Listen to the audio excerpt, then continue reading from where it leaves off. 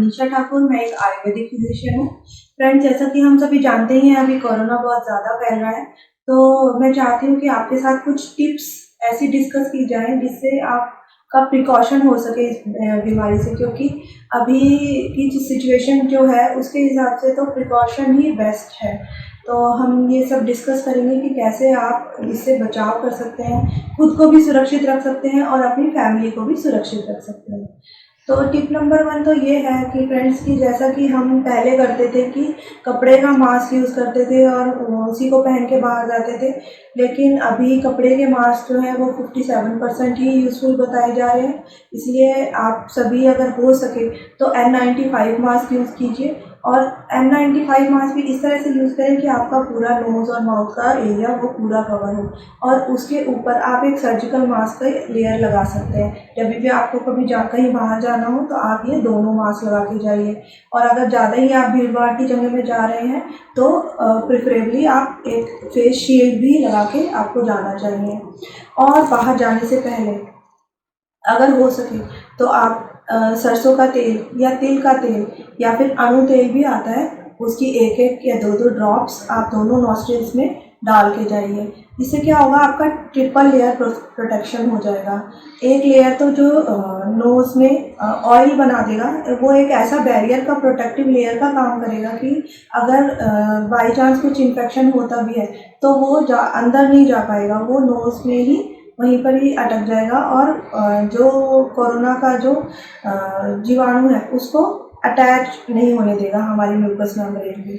दूसरा लेयर जो हम 2 मास्क लगाएंगे, डबल लेयर मास्क लगाएंगे, तो वो हमारी प्रोटेक्शन करेगा। तो इस तरह से हमारी ट्रिपल लेयर प्रोटेक्शन हो जाएगी। दूसरा ये है कि फ्रेंड्स, आप जब भी घर पे हैं तो आप स्टीम लीजिए। हेल्दी पर्सन भी इसे स्टीम ले सकता है और वो बहुत ही यूज़फुल रहेगा आपके लिए, क्योंकि स्टीम से क्या होता है कि अगर कुछ इन्फेक्शन आपके गया भी है, आप बाहर से आए हैं, कुछ इन्फेक्शन अगर आपकी नोज़ में गया भी है या माउथ में गया भी है, तो वो स्टीम की मदद से हट जाएगा या फिर अंदर नहीं जा पाएगा। तो आप दिन में 2 बार स्टीम का भी यूज़ कीजिए। और ये आप स्टीम तो कर ही रहे हैं, साथ में सुबह उठने के बाद में आप गार्गल्स कीजिए, सलाइन गार्गल कीजिए। थोड़ा नमक, 1 चम्मच नमक और आधा चम्मच हल्दी भी डाल सकते हैं। ये करेंगे तो आपका एंटीसेप्टिक प्रॉपर्टी जो है हल्दी की, वो भी बहुत यूज़फुल रहेंगे। गले में जो भी इन्फेक्शन होगा उसको अंदर नहीं जाने देंगे। और इसके साथ में एक आयुर्वेद में एक बताया गया है कवल धारण करना। कवल धारण करने का मतलब है हमें कुल्ला करना, जैसे कि हम कुल्ला करते हैं उसी को ही कवल धारण करना कहते हैं। लेकिन ये पानी से नहीं, ये ऑयल से किया जाता है। इसके लिए हम तिल ऑयल या फिर सरसों का तेल भी यूज़ कर सकते हैं। तो थोड़ा सा 1 चम्मच सरसों का तेल या फिर तिल का तेल हमें मुंह में लेना है और उसको पूरे माउथ में घुमाना है। इस तरह से पूरे माउथ में उसकी लेयर बन जाएगी। जिस तरह से हमने नाक में अणु तेल डाला था उसकी लेयर बनी थी, इसी तरह से माउथ में भी ये एक ऑयल एक लेयर बना लेगा जो प्रोटेक्टिव लेयर का काम करेगी और जो कोरोना का जो जीवाणु है उसको अटैच नहीं होने देगी म्यूकस मेम्ब्रेन में बेसिकली। तो अगर हमारे अंदर या नोज़ या माउथ में जाते भी हैं, डबल जो मास्क का बैरियर है उसको क्रॉस करके अगर कोई इन्फेक्शन हमारे माउथ तक या फिर नोज़ तक जाता भी है तो वो अटैच नहीं हो पाएगा, और जब हम स्टीम लेंगे तो वो वहीं की वहीं डिस्ट्रॉय हो जाएगा, नष्ट हो जाएगा, अंदर बॉडी में नहीं एंटर हो पाएगा। तो ये सब चीज़ें हमारी बहुत ही यूज़फुल हैं। आप ज़रूर 2 बार दिन में स्टीम लीजिए, डबल लेयर 2 मास्क का यूज़ कीजिए बाहर जाते समय, और गार्गल्स कीजिए। सलाइन गार्गल्स भी कर सकते हैं, वैसे आप बीटाडीन के गार्गल्स भी कर सकते हैं। बीटाडीन सॉल्यूशन आता है गार्गल करने के लिए, उसका भी गार्गल कर सकते हैं। और ज़रूर कवल धारण कीजिए, यानी ऑयल से कुल्ला कीजिए, ऑयल पुलिंग भी कहते हैं। इम्यूनिटी अपनी धीरे धीरे इम्प्रूव करनी है फ्रेंड्स। ये एक दिन में तो नहीं होगा, लेकिन धीरे धीरे अगर हम इसे अभी अपनी आदत बना लेंगे तो ज़रूर हमारी इम्यूनिटी में धीरे धीरे सुधार होने लगेगा। इसके लिए हमें कुछ चीज़ें करनी है, जैसे खाना हमें टाइम पे खाना है। कभी हम करते हैं कि जल्दी खा लिया या लेट खा लिया, हमें खाने का एक फिक्स टाइम बनाना है, फिक्स रूटीन बनाना है और उसी टाइम पे खाना खाना है। जो हम खाना भी खा रहे हैं वो हल्का और सुपाच्य होना चाहिए।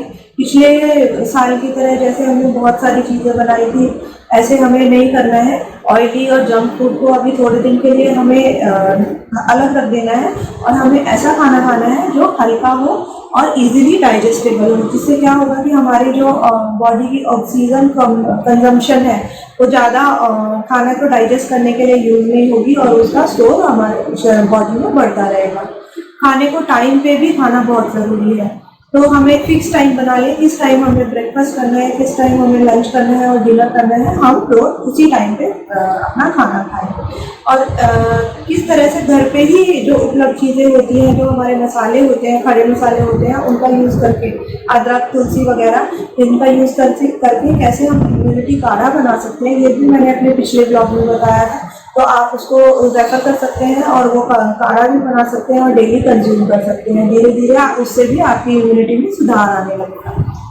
और इम्यूनिटी बढ़ाने के लिए हम डेली काली मिर्च का भी यूज़ कर सकते हैं। काली मिर्च की तासीर गर्म होती है और ये सभी घरों में आसानी से उपलब्ध हो जाती है। तो हमें क्या करना है कि 2-2 काली मिर्च दिन में 3 बार मुंह में लेके चूसनी है, सिर्फ चूसनी है, थोड़ा सा चबा के उसको खा जाना है। इसी तरह से हम एक लौंग भी दिन में 2 बार चूस सकते हैं, कभी लौंग ले लिया, कभी काली मिर्च ले लिया। ये जो चीज़ें हैं ये हमारे बॉडी की इम्यूनिटी को इम्प्रूव करती हैं और हमारे गले में जो इन्फेक्शन होने से भी रोकती है। तो हम इसी तरह त्रिकटु का चूर्ण भी ले सकते हैं। त्रिकटु का चूर्ण जो है वो आधा चम्मच शहद में मिलाकर ले सकते हैं। इसी तरह से सितोपलादी चूर्ण भी आता है, वो भी हम आधा चम्मच सितोपलादी चूर्ण लेके और उसको शहद में मिलाकर एक चटनी सी बन जाती है मीठी मीठी, उसको भी हम चाट कर खाते हैं। इसको तो हम बच्चों को भी दे सकते हैं, तो बड़े भी इसको कंज्यूम कर सकते हैं, बच्चे भी कर सकते हैं। और ये क्या होता है कि हमारे जो चेस्ट में जो कफ जमा हो जाता है उसको बाहर निकालने का भी काम करता है, बहुत अच्छा एक्सपेक्टोरेंट भी है और गले में इन्फेक्शन होने को भी रोकता है। तो ये सब मेजर्स हम कर सकते हैं। बाकी है कि हमें अपनी लंग कैपेसिटी भी बढ़ानी पड़ेगी, तो इसके लिए प्राणायाम बहुत यूजफुल है। हम डेली सुबह उठ के 15 मिनट सुबह और 15 मिनट शाम को प्राणायाम कर सकते हैं। इसमें कपालभाति, अनुलोम विलोम, नॉर्मल ब्रीदिंग भी कर सकते हैं। जो लोग पेशेंट है कोरोना के, नहीं उठ के या बैठ के कर सकते, वो लेट कर भी सिंपल नॉर्मल ब्रीदिंग कर सकते हैं। अपने पैर मोड़ के रखिए, पेट पीठ के बल लेट जाइए और नॉर्मल ब्रीदिंग कीजिए। और उल्टा लेट कर भी हम ये एक्सरसाइज कर सकते हैं। थोड़ा सा ज़्यादा तेज हमें सांस लेनी पड़ेगी, पर इससे हमारी लंग की कैपेसिटी बढ़ेगी। और इसके साथ में हम क्या करें कि अपना थोड़ा घर में वेंटिलेशन का भी ध्यान रखें। फ्रेश एयर अगर आ सकती है घर में तो थोड़ा अच्छा रहता है, क्योंकि क्या होता है कि बहुत सारे लोग भी जब घर में रहते हैं तो कहीं ना कहीं वही एयर सर्कुलेट होती रहती है। तो अगर बाहर की फ्रेश एयर नहीं आएगी तो अंदर इन्फेक्शन होने के चांसेस ज़्यादा रहते हैं दूसरे लोगों को भी, और जो लोग रह रहे हैं उनकी भी इम्यूनिटी कमज़ोर होती है। तो फ्रेंड्स, ये सब मेजर्स आप डेली लीजिए, डेली स्टीम लीजिए, सलाइन गागल्स कीजिए, नाक में आलू तेल डालिए या फिर सरसों का तेल डालिए, माउथ में भी ऑयल डाल के ऑयल क्लीन कीजिए। सुबह हो सकता है तो सुबह 4 पत्ते नीम के, शाम को 4 पत्ते नीम के ये चबाइए, इससे भी हमारा जो बॉडी की प्यूरिफिकेशन होती है। और अगर आपके पास नीम भी नहीं है उपलब्ध तो आप नीम घनवटी भी ले सकते हैं, गिलोय घनवटी भी ले सकते हैं। 2-2 गोली सुबह शाम इसका सेवन करना होता है, लेकिन गर्म पानी के साथ कीजिए। और अदरक, तुलसी, शहद इसका रस और निकाल के पेस्ट बना के बच्चों को भी दीजिए, खुद भी लीजिए। तो ये सभी इजीली घर पे हो सकने वाले मेजर्स हैं जिससे हम अपना आपको सुरक्षित रख सकते हैं। काफ़ी हद तक इससे बचाव हो जाता है। और कोरोना के केस में तो यही है कि प्रिकॉशन ही बचाव है, तो इसलिए आप अपने आप को भी सुरक्षित रखिए, अपने फैमिली को भी सुरक्षित रखिए। आप सभी सेफ रहें, सुरक्षित रहें, यही कामना मैं करती हूँ और इसी के साथ विदा लेने चाहूँगी। धन्यवाद।